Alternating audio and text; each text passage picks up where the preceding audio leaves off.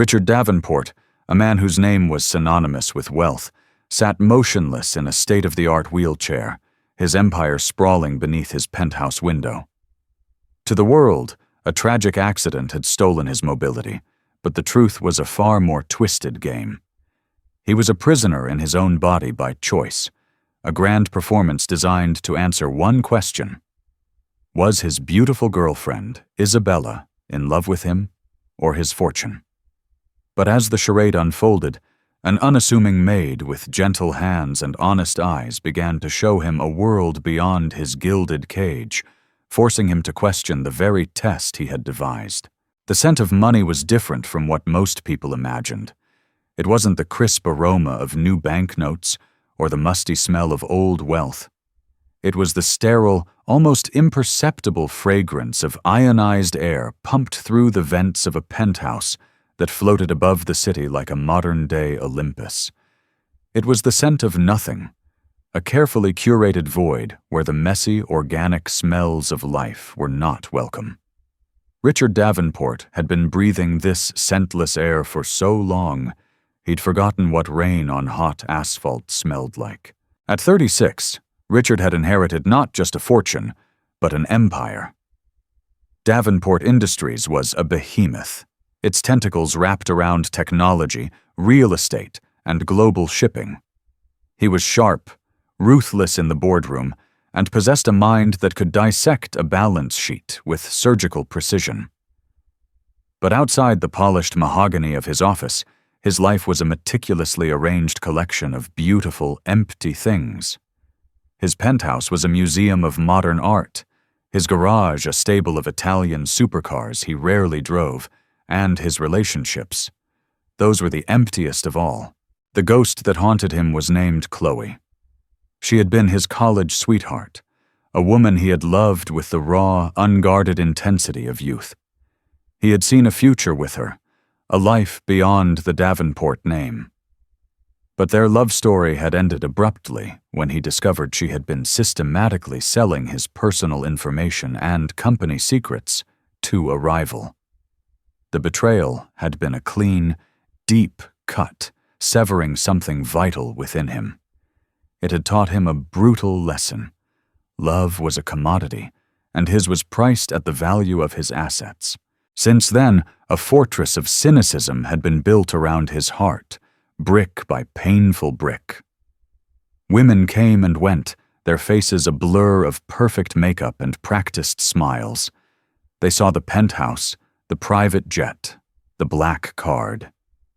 They never saw the man who sometimes woke up in the cold sweat of a nightmare, the echo of Chloe's laughter ringing in his ears. Then came Isabella. Isabella Dubois was a masterpiece. With hair the color of spun gold and eyes the hue of a summer sky, she moved through his world as if she were born for it. She was an art gallery owner, her taste impeccable, her connections flawless. She never seemed overtly impressed by his wealth, treating it as a natural part of the landscape of her own life. She was intelligent, witty, and when she looked at him, he sometimes dared to believe that she saw him. They had been together for a year of charity galas, Mediterranean yacht trips, and quiet evenings with expensive wine. He found himself falling, a slow, terrifying descent into a feeling he had sworn off forever. He started to imagine a future with her, a future that didn't feel so sterile. He even considered marriage, but the ghost of Chloe was never far away. The old wound would ache whenever Isabella's eyes lingered a moment too long on a new diamond bracelet, or when her casual talk about their future invariably included the phrase, "when we have the Hamptons estate." Was it genuine excitement, or was she just another beautiful prospector, panning for gold in the river of his life? The doubt, once a quiet whisper, had become a deafening roar. He had to know. He had to be sure. The idea came to him one sleepless night, the city lights painting cold, indifferent streaks across his bedroom ceiling. It was insane, theatrical, and cruel. It was also, he believed, the only way. He called his lawyer and confidant, Arthur Vance, the next morning. Arthur, a man whose 60 years had etched lines of wisdom and worry onto his face, listened in stunned silence from his leather armchair. "Let me get this straight," Arthur said, his voice gravelly. "You want to pretend to be a paraplegic? You want to confine yourself to a wheelchair, feign complete helplessness, all to see how your girlfriend reacts?" "It's not just about her reaction, Arthur," Richard countered, pacing his office. "It's about the truth.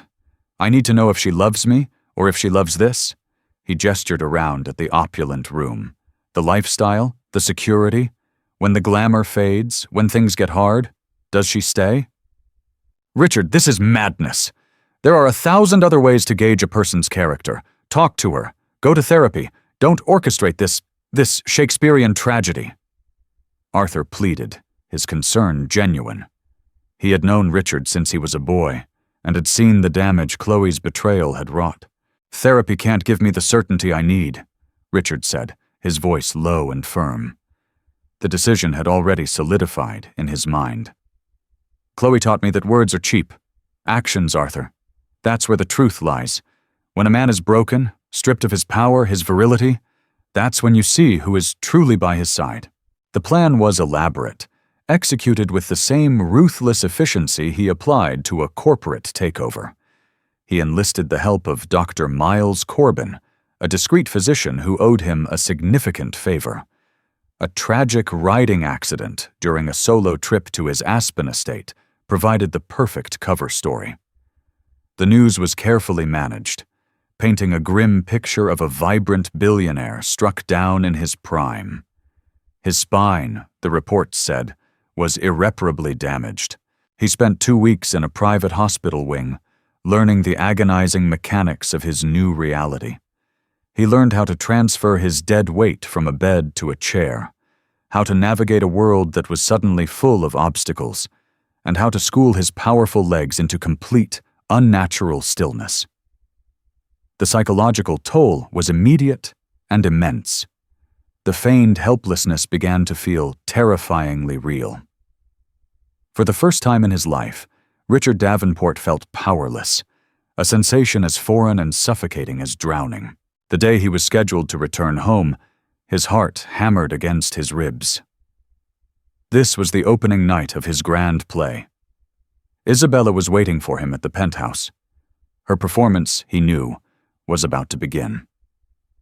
And as the medical transport pulled up to his gleaming skyscraper, Richard took a deep breath, settled his face into a mask of weary resignation, and prepared for the greatest deception of his life. He was trading his gilded cage for one of flesh and steel, all for a truth he wasn't sure he was prepared to face. The private elevator opened directly into the penthouse foyer, a cavernous space of marble and glass. The first thing Richard saw was Isabella, standing framed against the floor-to-ceiling windows, a silhouette of perfect sorrow against the glittering skyline. She was dressed in an elegant black dress, her golden hair pulled back in a somber chignon. She looked like a beautiful, grieving widow. As the paramedics wheeled him in, she rushed forward, her hands flying to her mouth. "Oh, Richard, darling!" Her voice was a symphony of perfectly pitched anguish. She knelt beside the wheelchair, her sky-blue eyes brimming with tears that didn't fall. She took his hand, her touch light and cool. "I can't believe it. I can't believe this has happened to you." "Isabella," he said, his voice deliberately weak, raspy from disuse. He hated the pity in her eyes, the way she looked at him as if he were a piece of shattered art. This was the role he had chosen, yet the reality of it was a bitter pill. "The house has been completely refitted," she announced, her tone shifting to one of efficient concern. "Ramps, a new bed, everything Dr. Corbin recommended. I made sure of it." She was the perfect partner, caring and capable. It was a flawless performance. The first few days were a blur of adjustments. A full-time nurse, a stoic woman named Agnes, was hired to handle his medical needs. Isabella flitted around him, a constant presence of worried grace. She would read to him from the Financial Times, fluff his pillows, and recount stories from the art world, her voice a soothing balm. "We'll get through this, darling," she would say, stroking his hair. "You're still the same brilliant man. This doesn't change anything. Not for me." Her words were everything he had hoped to hear, yet they felt hollow, rehearsed. He watched her, a silent observer in his own life. He saw how she would check her reflection in the dark screen of the television while she read to him. He noticed how her grip on his hand would loosen the moment Nurse Agnes entered the room. They were small things, tiny tells in her otherwise masterful portrayal of devotion. The greatest challenge for Richard was the sheer, mind-numbing boredom and the crushing weight of his dependence. He, a man who could command boardrooms and move markets with a single phone call, now needed help to get a glass of water. The physical stillness bred a mental restlessness that was almost unbearable. His mind, sharp and accustomed to constant stimulus, was now trapped in a useless body, forced to watch the world go by from a seated position. It was on the fourth day that he met Elena. He had been aware of the housekeeping staff, of course, in the same way he was aware of the automated blinds or the climate control system. They were silent, efficient presences that kept his world running smoothly, but he had never truly seen them. Elena was new. His head of household, Mrs. Gable, had mentioned hiring a replacement for one of the maids who had retired. He was in his study, staring out the window, when she entered for the first time. She was a small woman, perhaps in her late 20s, with dark, kind eyes and hair pulled back in a simple, neat ponytail. She moved with a quiet efficiency, her presence unobtrusive. She began to dust the bookshelves, her movements gentle and precise. Unlike the others, she didn't avert her gaze or treat him like a piece of furniture. After a few moments of silent work, she turned to him. "Mr. Davenport," she said, her voice soft, with a slight accent he couldn't place. "I am sorry to disturb you. Would you like me to come back later?" He was taken aback. No one had asked him what he wanted since the accident. They simply did things for him. "No, it's fine. Please, continue," he said. She gave a small, respectful nod and returned to her work. He found himself watching her. There was a certain grace in her movements, a sense of purpose. She wasn't just cleaning, she was caring for the space. He noticed a small, faded scar on the back of her hand, and for the first time in a long time, he felt a flicker of curiosity about someone else's life. Later that afternoon, Isabella was with him in the living room, scrolling through her phone while the television played a mindless talk show. "Darling, the Morrisons' charity gala is next month," she said, not looking up from her screen. "I told them we would still be making our usual donation, of course, but I'm not sure if I should go. People will be asking so many questions." "You should go," he said, his voice flat. "Represent the family." "Perhaps," she mused, tapping at the screen. "It just feels wrong, going without you. So much of our life was, well, being seen together." The slip was almost imperceptible, but for Richard, it landed like a hammer blow. Our life was being seen together. Suddenly, he felt a wave of nausea. The air in the penthouse felt thick, suffocating. "I need some air," he said, his voice tighter than he intended. "Oh, of course, darling." Isabella looked up, a flash of annoyance in her eyes before it was replaced with concern. "Let me get the nurse." "No," he said more forcefully. "I just want to go out on the terrace." Using the controls on his wheelchair, he navigated towards the large glass doors. He fumbled with the latch, his frustration mounting.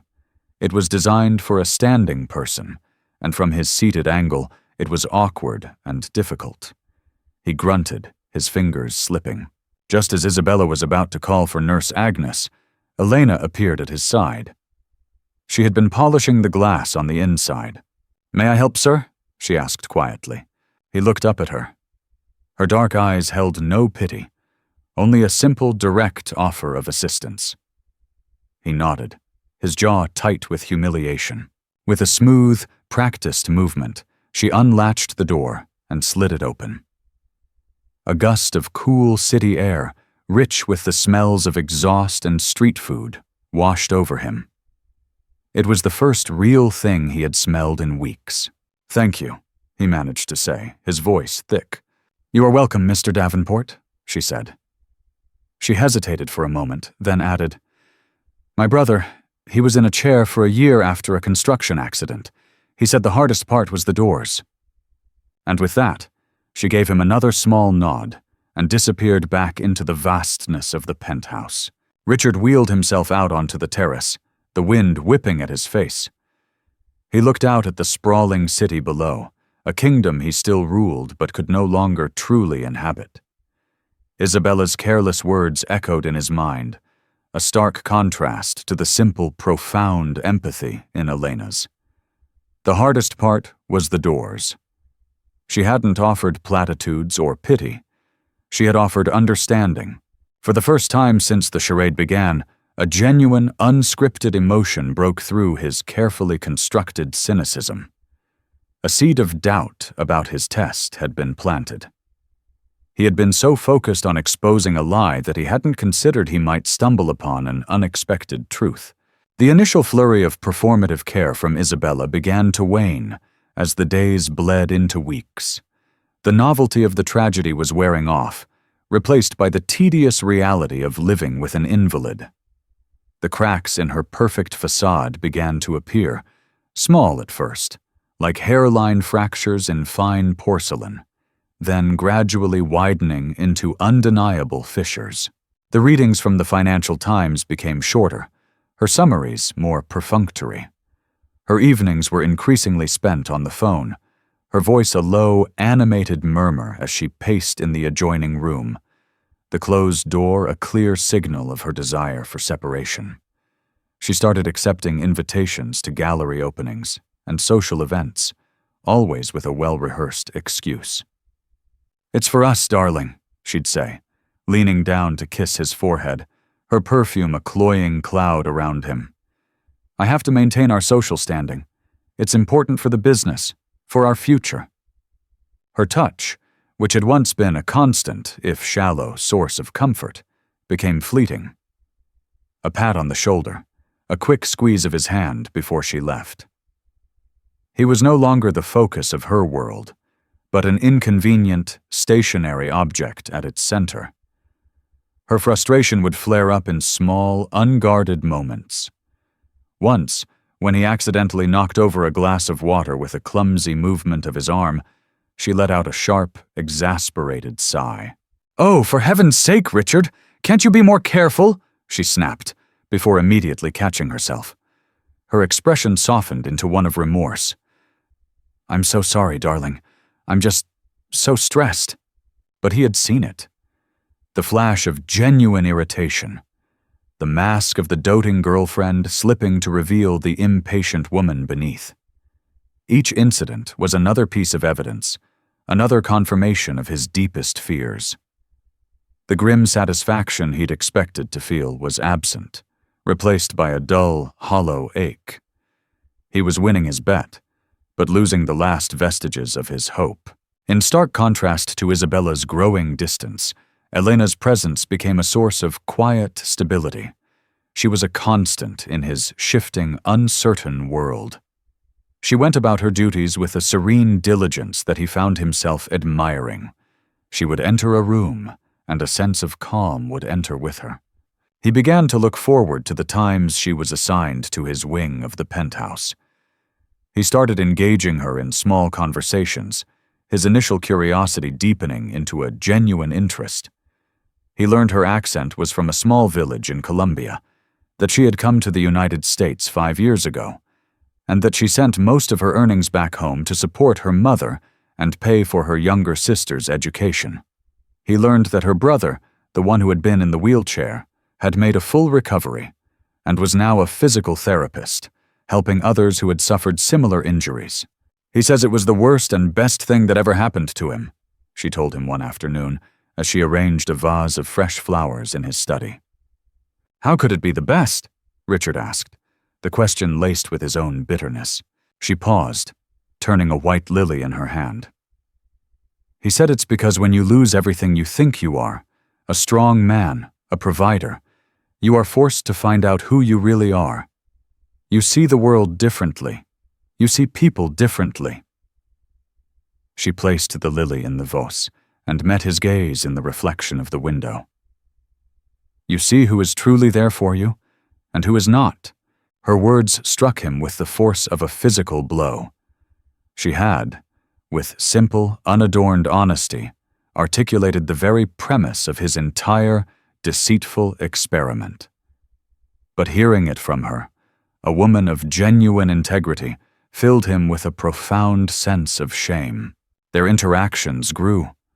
He discovered she loved to read and had a passion for classic literature. He had a vast library filled with first editions he had never opened.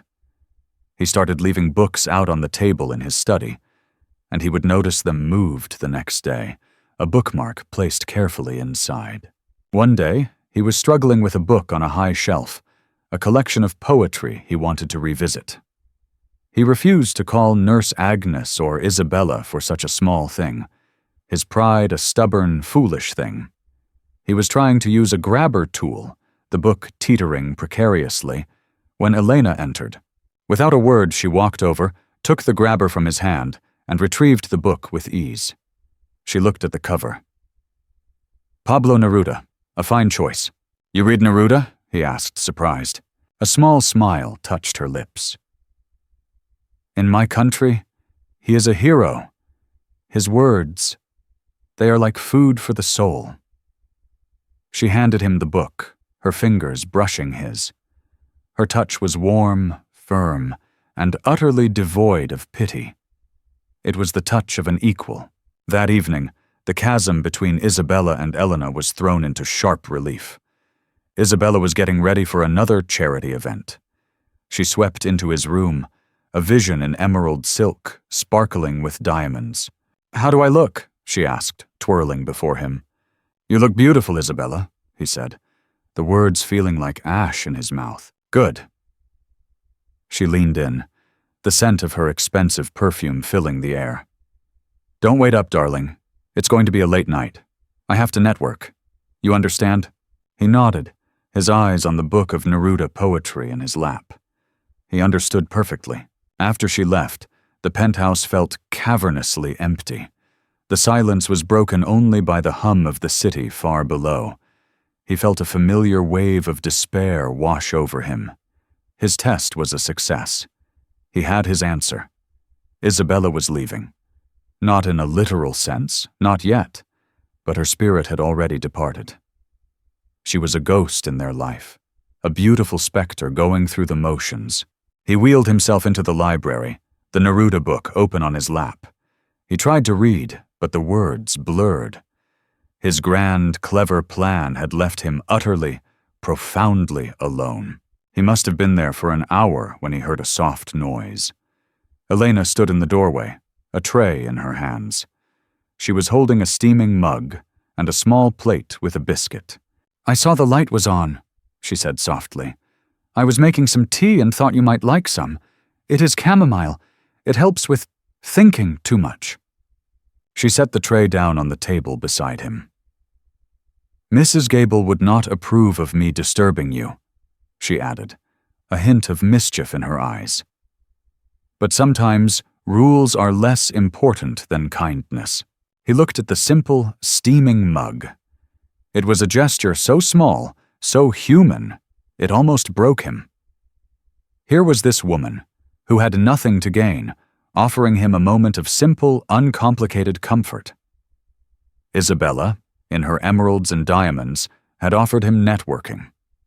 Elena, in her simple uniform, offered him tea. "Thank you, Elena," he said, his voice thick with an emotion he couldn't name. "Thank you very much." She simply nodded and left him alone with his thoughts, the warm scent of chamomile filling the cold, sterile air of his gilded cage. He looked from the tea to the book of poetry. For the first time, he realized his experiment was flawed. He had designed it to test for a negative, for the absence of greed. He had never considered it might reveal a positive, the presence of something genuine, something real, something he was now certain he didn't deserve. The deception was beginning to take its toll on Richard, not just mentally, but physically. The forced inactivity was making his muscles feel weak and atrophied. The constant vigilance, the act of remembering to be helpless, was exhausting. His world had shrunk to the confines of his penthouse, and his relationships had been reduced to a cruel experiment and a burgeoning, impossible connection. Arthur Vance visited him weekly, his disapproval a palpable presence in the room. He would sit in the leather chair opposite Richard's wheelchair, his face a mask of weary resignation. "The board is getting restless, Richard," Arthur said during one such visit, steepling his fingers. "The narrative of the tragic accident is holding, but whispers are starting. Your long-term prognosis, your ability to lead. Davenport Industries needs its king on the throne, not locked in a tower." "The company is stable. The board can handle the day-to-day," Richard retorted, his gaze fixed on the cityscape. "This is more important." "More important than your life's work?" Arthur's voice rose with incredulity. "More important than your sanity? Look at you. You're a ghost in your own home. And for what? To prove a point you already knew the answer to? Isabella is not the woman for you. We both knew that long before this insane charade. I had to be sure, Arthur." Richard's voice cracked with a frustration that had been simmering for weeks. "After Chloe, I couldn't risk it. I couldn't build a life on a foundation of doubt." "So, you've built it on a foundation of lies instead?" Arthur shot back, his words hitting their mark. "And what about this other woman, the maid, Elena?" Richard stiffened. "What about her?" "Don't play dumb with me, son. I've known you your whole life. I see the way you look when you mention her. She's kind to you, isn't she? Treats you like a person. So what's your plan? You reveal your grand deception, cast off the faithless Isabella, and expect this poor girl to fall into your arms? After you've shown yourself to be a manipulative liar, how do you think that's going to play out?" Arthur's questions were like daggers, each one piercing the fragile bubble of Richard's self-justification. He had been so focused on Isabella's test that he hadn't fully considered the collateral damage.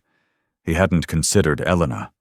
Her simple decency had become a mirror, reflecting his own duplicity in stark, unflattering detail. He was deceiving her just as much as he was deceiving Isabella. Meanwhile, Elena's quiet observations were beginning to coalesce into a troubling puzzle. She was intelligent and perceptive, her life having taught her to pay attention to details others missed. She noticed things. She noticed how Mr. Davenport's hands, supposedly weak and useless, would sometimes clench into powerful fists when he was angry or frustrated. She saw the defined muscle tone in his calves one morning when Nurse Agnes was changing his socks, an oddity for a man who had supposedly been paralyzed for months. She also noticed the conversations. Her work often took her to the peripheries of rooms, where she was invisible to the occupants. One afternoon, while dusting in the hallway outside the study, she heard Arthur Vance's voice, loud and clear. "The longer this goes on, the bigger the risk. The stock will take a hit if this leaks. It's market manipulation, Richard, at worst, and utter lunacy at best." She froze, her hand hovering over a porcelain vase. She couldn't hear Richard's reply, but Arthur's words were chilling. Market manipulation? Risk? It didn't sound like a conversation about a man's tragic paralysis. It sounded like a business deal gone wrong. Her suspicion, a tiny, flickering flame, was ignited. She started to watch more closely. She saw Isabella on the phone with her gallery partner, their conversation hushed and urgent. Elena caught snippets as she passed by. "Patience is wearing thin. Can't keep this up forever. The prenup is ironclad, but if he were to, then it's a different story." The implication hung in the air, cold and ugly. The turning point came on a rainy Tuesday. Nurse Agnes was out for the afternoon, and Isabella had shut herself in her room with a migraine. Richard was in the library, listening to the rain lash against the windows, feeling a deep, melancholic loneliness. He reached for a book on a low table, but his aim was off. The heavy volume slipped from his grasp and fell to the floor, landing open with a loud thud. He sighed in frustration. It lay just out of his reach. He could have easily leaned down and picked it up, but the role demanded helplessness. He sat there, staring at the book, a prisoner of his own making. Elena entered the room to draw the curtains against the gloomy afternoon. She saw the book on the floor and his posture of defeat. "Allow me, Mr. Davenport," she said, her voice soft. She bent down to retrieve the book. As she did, her sleeve rode up, revealing a fresh, angry-looking burn on her forearm. "Elena, your arm!" Richard exclaimed, his concern genuine and immediate, forgetting his role for a split second. "What happened?" She flinched, pulling her sleeve down quickly. "It is nothing, sir. An accident in the kitchen. A hot pan." "It's not nothing. It looks serious. Did you see a doctor?" He pressed, his voice full of an authority he wasn't supposed to have. "It is fine. I will put some cream on it later," she said, avoiding his eyes. She placed the book on his lap. But Richard's gaze was fixed on her face. He saw a faint bruise high on her cheekbone, cleverly concealed with makeup, but visible in the dim light. A cold dread snaked its way up his spine. "Who did this to you, Elena?" he asked, his voice deadly quiet. He knew with a sickening certainty that it wasn't a hot pan. Tears welled in her eyes, and she shook her head, her composure finally breaking. "Please, sir, do not ask. I cannot say." "Does your husband do this to you?" he persisted, his feigned helplessness forgotten, replaced by a cold, protective fury. She flinched as if he had struck her. A single tear traced a path through her makeup. "I must go," she whispered, turning to flee. "Elena, wait!" In that moment, Richard did something he hadn't done in months. He moved.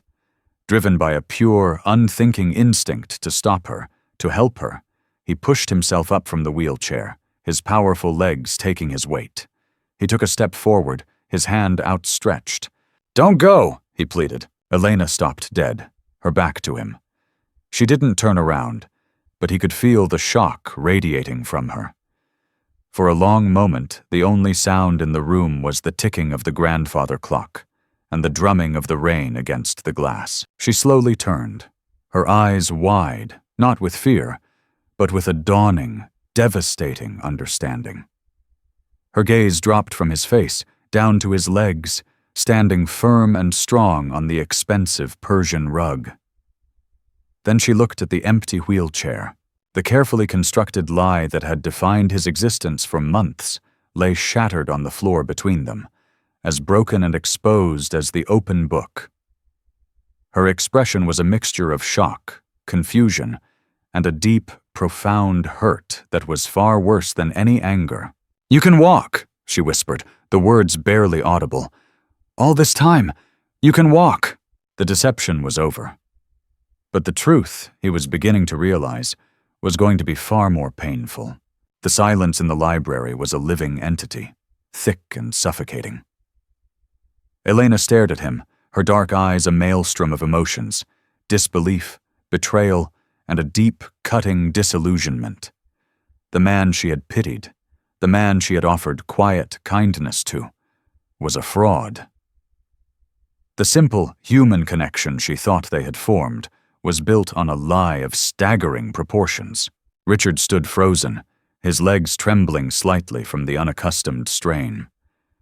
The adrenaline that had propelled him out of the chair had vanished, leaving behind a cold, stark terror. He had been so obsessed with the truth that he had never fully calculated the cost of his own lies. Arthur's warnings echoed in his mind. "How do you think that's going to play out?" "Elena, I can explain," he stammered, the words feeling clumsy and inadequate. How could he possibly explain a deception so cruel, so elaborate? She took a step back, wrapping her arms around herself as if to ward off a physical blow.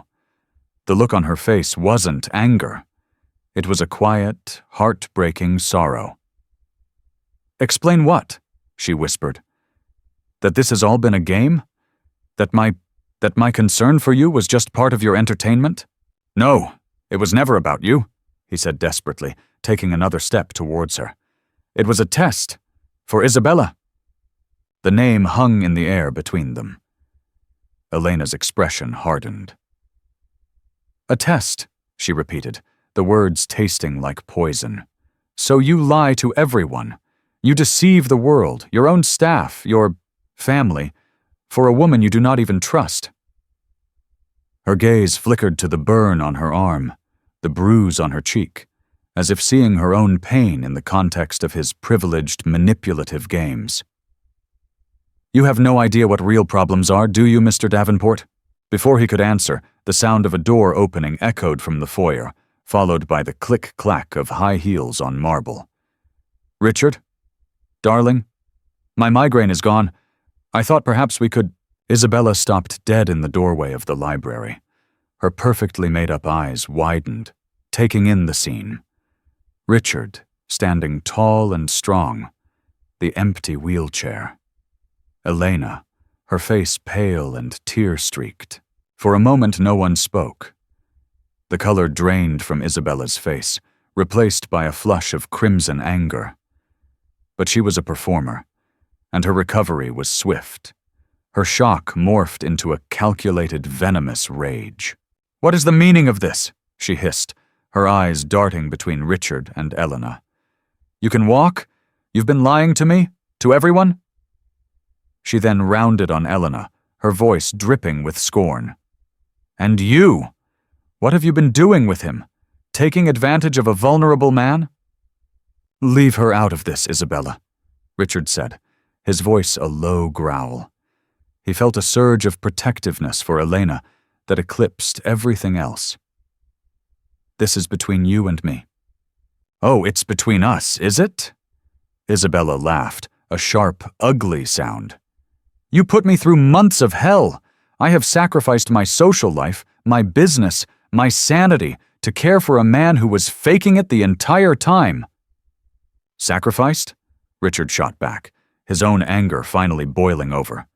"You call those sacrifices? Going to parties to network?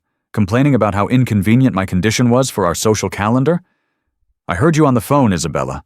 I heard you talking about my will, about how much longer you could keep this up." The accusation hit its mark. Isabella's face went from rage to panic. I don't know what you're talking about." "Don't you?" Richard took a step closer, his presence now dominant, powerful. The dynamic of the last few months had been inverted in a matter of seconds. "I did this because I had to know the truth. I had to know if you loved me or if you loved the money, and you failed, Isabella. You failed spectacularly." Isabella stared at him, her beautiful face contorted with fury and humiliation. The game was up, and she knew it. The mask of the loving fiancé disintegrated, revealing the cold, calculating woman beneath. "You monstrous bastard," she spat, her voice trembling. "You think you're so clever? Playing God with people's lives? You deserve to be alone, you and your mountains of money." She turned her venomous gaze back to Elena. "And I hope you're happy with him. I'm sure he'll pay you well for your services." The insult was a physical blow. Elena flinched, her face crumpling. That was the final straw for Richard. "Get out," he said, his voice dangerously quiet. "What?" I said. "Get out of my house, now." He pointed towards the door. "Pack your things. My lawyer will be in touch with yours. It's over." Isabella stared at him, her chest heaving. For a moment it seemed she might fight, might scream and rage, but she saw the look in his eyes, an icy resolve she had never seen before. She gave one last hateful glare at Elena, then turned on her heel and stormed out of the room, her furious footsteps echoing through the silent penthouse. The sound of a door slamming shut reverberated through the vast space. And then, silence again. Richard turned back to Elena. He was breathing heavily, his body thrumming with adrenaline and rage. He looked at her, standing so small and wounded in the grand library, and the full weight of what he had done crashed down upon him. He had gotten his truth, but he had shattered something pure and good in the process. "Elena," he began, his voice hoarse, "I am so sorry for all of this, for the lies, for what she said to you." Elena looked at him, and for the first time, he saw not pity, not shock, but a glimmer of steel in her eyes. "You should not be sorry for what she said, Mr. Davenport. You should be sorry for who you are." She walked over to the table where he had left the book of Neruda poetry. She picked it up, holding it for a moment before placing it back on the shelf, her movements precise, final. "You built this cage of lies, and then you were surprised to find yourself a prisoner," she said, her voice quiet but unwavering. "You wanted to find a truth about love. But the truth is, a man who has to set a trap like this doesn't know the first thing about love, or trust." She walked to the door, pausing on the threshold. She looked back at him, standing amidst the wreckage of his own creation. "I will finish my shift today," she said, her dignity a shield around her. "And then I will be leaving your employment. I cannot work in a house built on such deceit." She left, leaving Richard standing alone in the library. The silence she left behind was heavier, more profound than any he had ever known.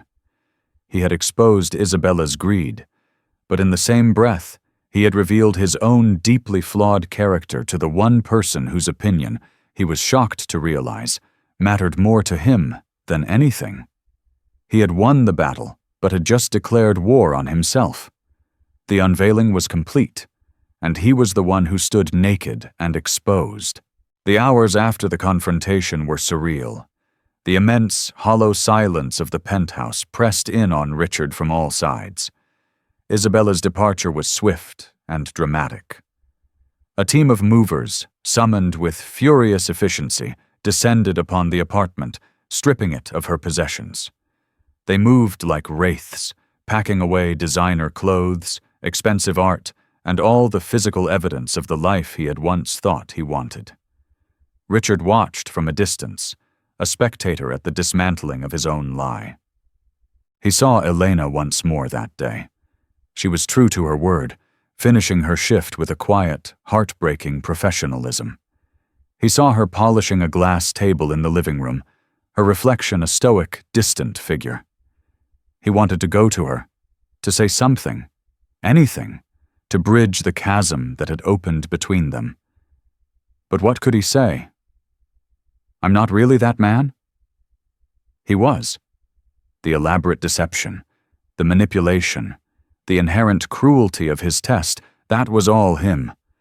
He had orchestrated it, reveled in his own cleverness, and now he had to live with the consequences. When her shift ended, she left without a word.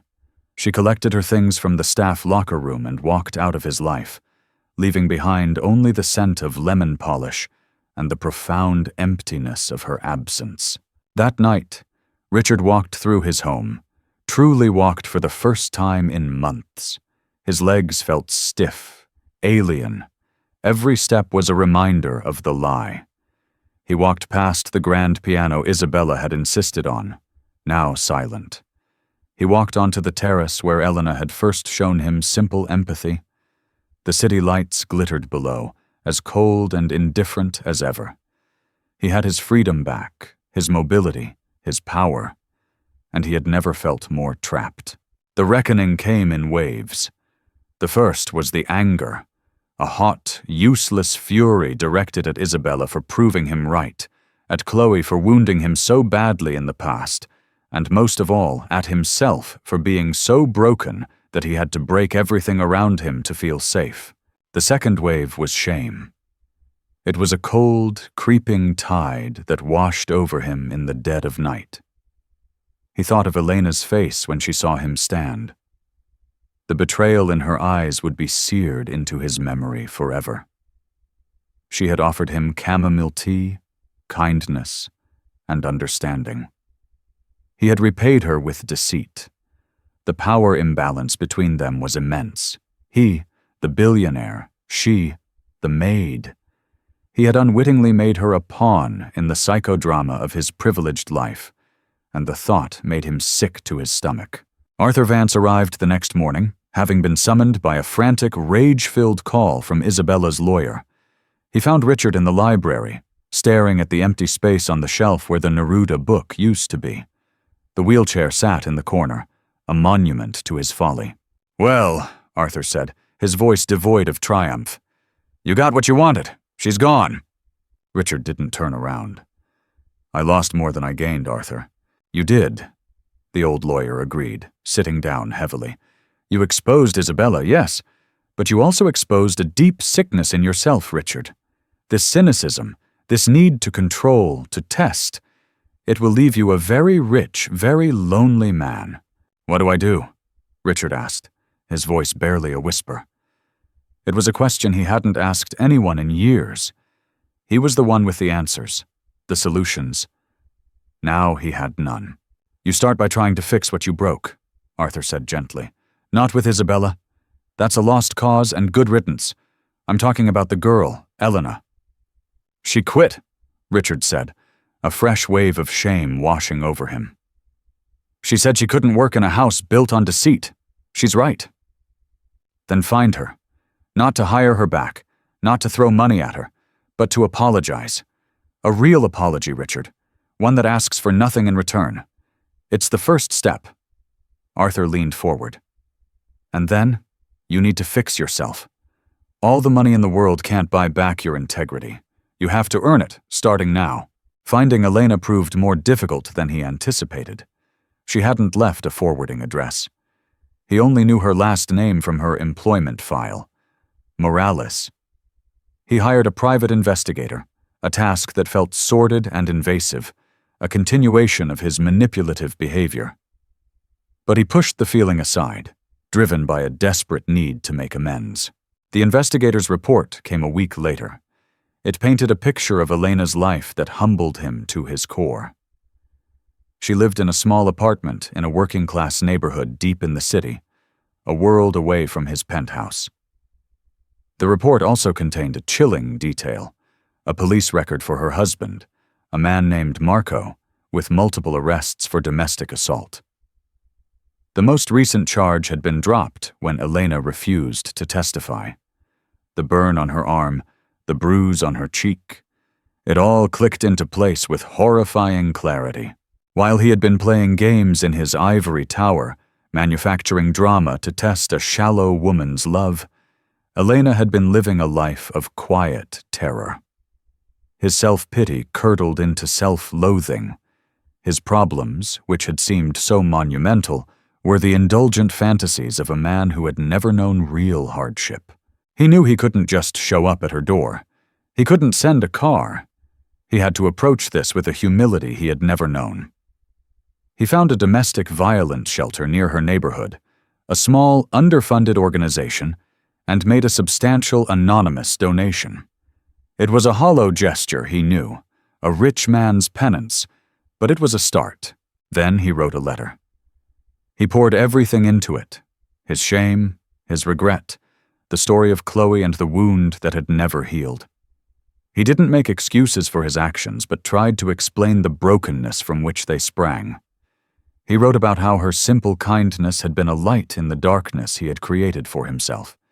He ended the letter with a simple, heartfelt apology and a single request, for a chance to apologize in person, at a time and place of her choosing.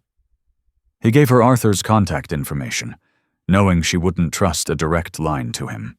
He sent the letter via a trusted courier. And then, he waited. The days that followed were the longest of his life. The penthouse, once a symbol of his success, felt like a prison. He began to see the world through different eyes. He saw the faces of the people who served him, the security guards, the baristas, the drivers, and wondered about their lives, their struggles, their quiet acts of dignity. He was beginning, finally, to understand Elena's brother's words. When you lose everything you think you are forced to find out who you really are. He had lost his self-righteous certainty, and in its place, a fragile, uncertain humanity was beginning to grow. A week after the letter was sent, Arthur called. His voice was guarded. She responded. Richard's heart leaped into his throat. What did she say? She agreed to meet, but on her terms, a small public park near her apartment. Tomorrow at noon, she said to come alone. The park was a small patch of green nestled between aging brick apartment buildings. Children's laughter mingled with the distant sound of traffic. It was a world away from the manicured, sterile parks of his own neighborhood. Richard arrived early, dressed in simple trousers and a plain sweater, a deliberate choice to shed the armor of his wealth. He felt exposed, vulnerable. He saw her sitting on a bench near a modest fountain, tossing small pieces of bread to a group of pigeons.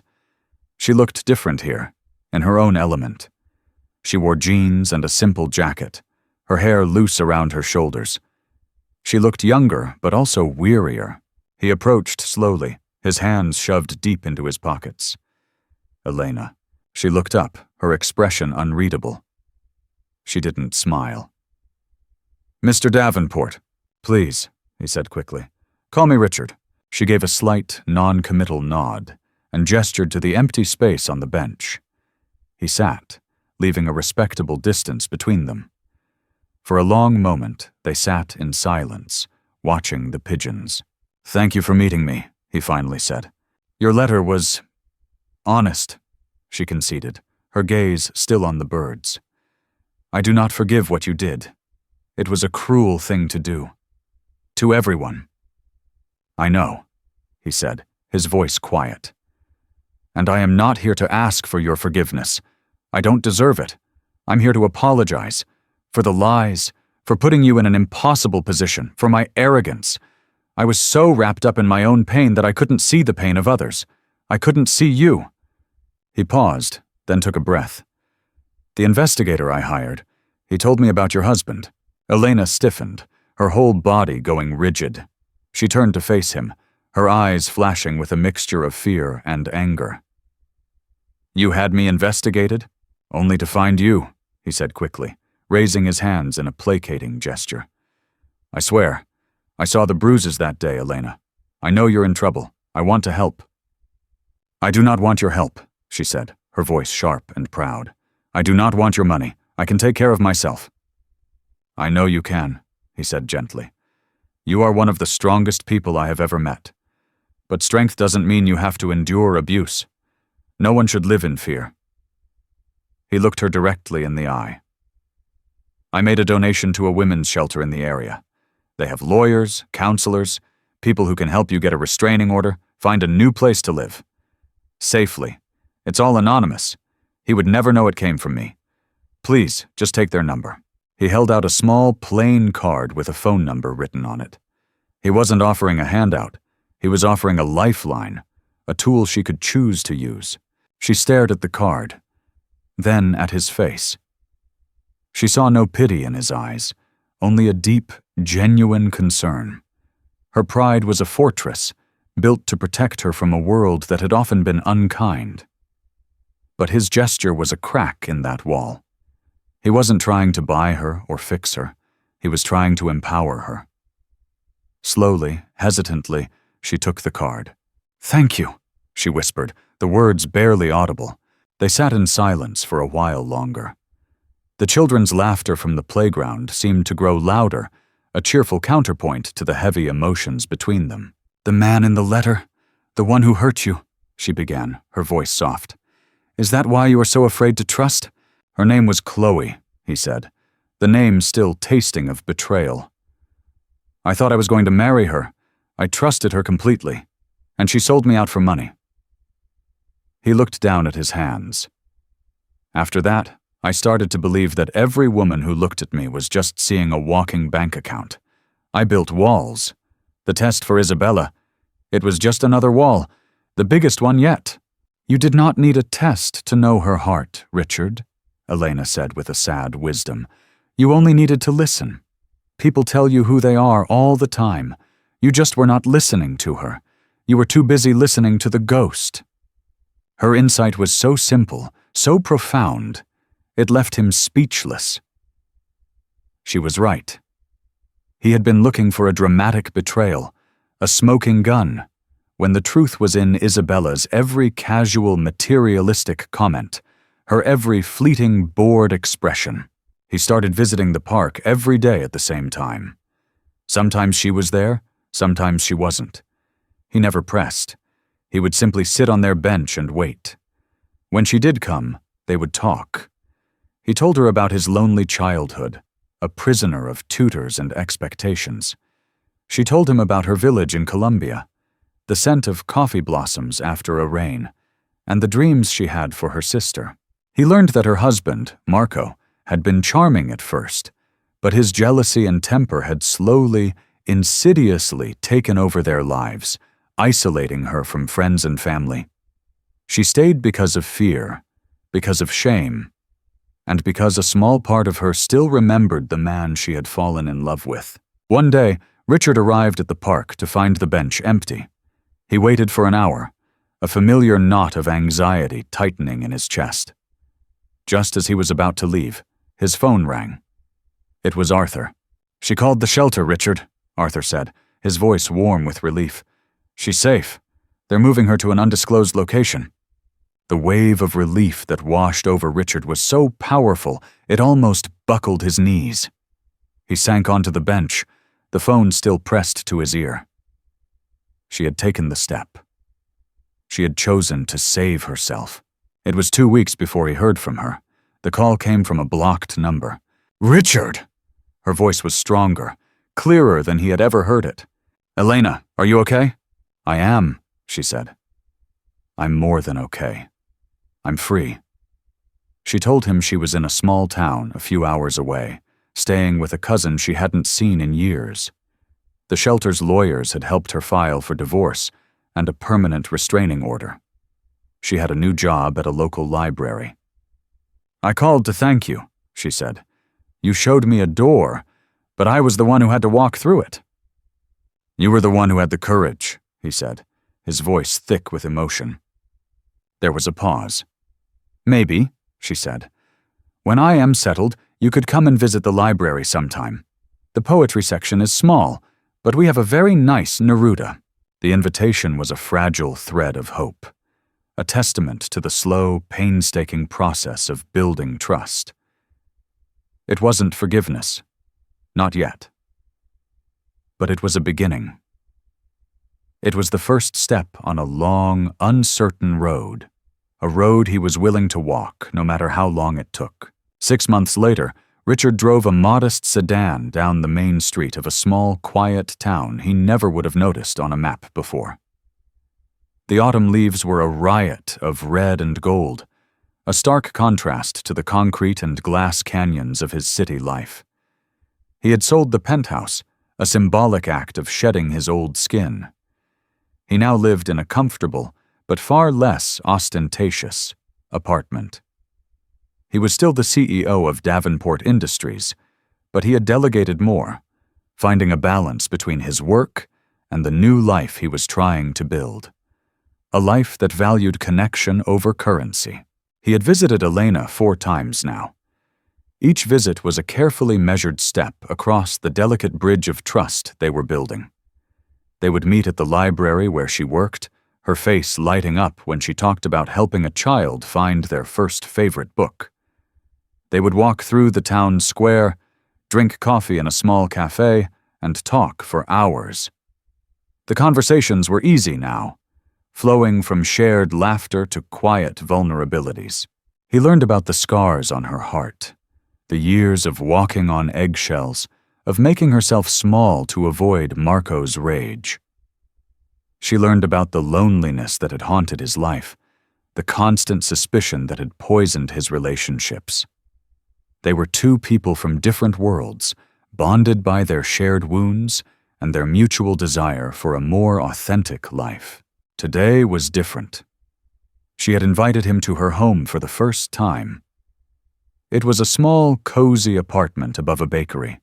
The air smelled of sugar and cinnamon.